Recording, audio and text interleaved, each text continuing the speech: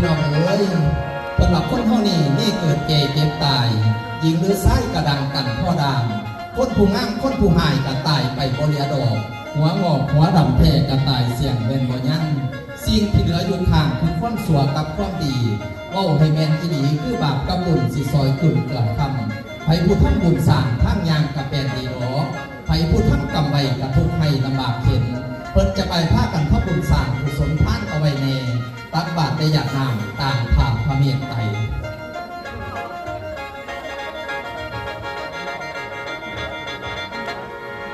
โอ้โอ้โอ้ย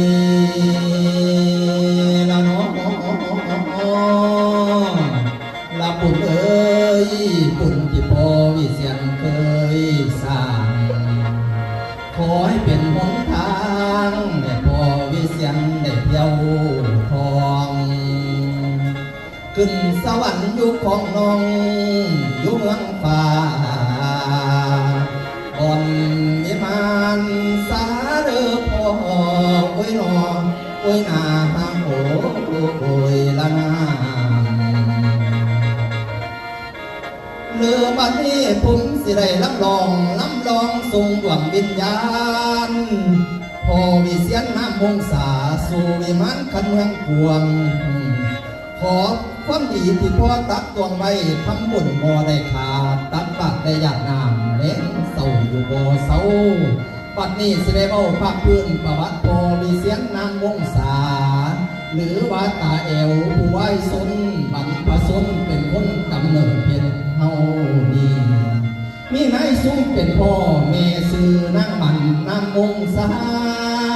นางสกุลเดิมนางวงศาลูกหลานเฮาให้จำไว้ดีพ่อวิเศษเกิดวันที่1 พฤษภาคม 2498ร่วมอายุได้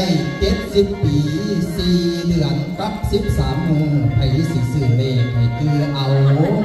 เก้าเพิ่นพี่น้องเล่านั้นมีน้ำกัน7 คนซื้ออย่างแน่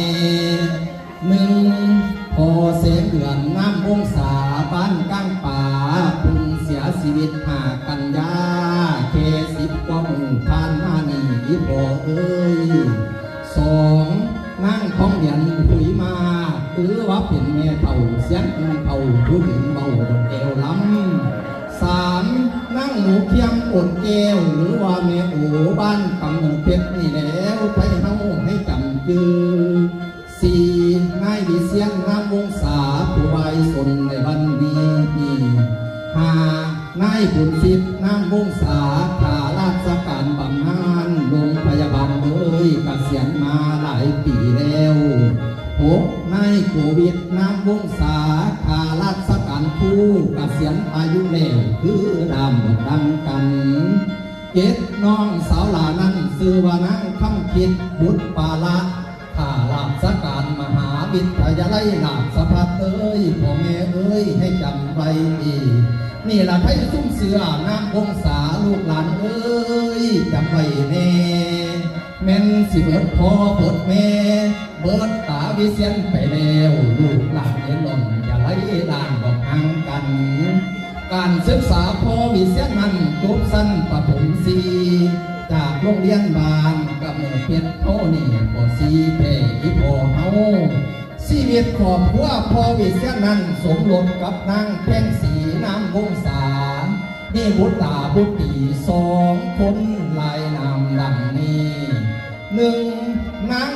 นิพาพรสิริกิจเพชรธุรกิจส่วนตัวอยู่จังหวัดราชบุรีพุ่น2นางอุมาพรน้ำวงศาลูกสาวหลาของเงินพอนี่ละน้อประวัติโยพ่อวิเศษนั่งซุ้มเจ้าให้คือเอา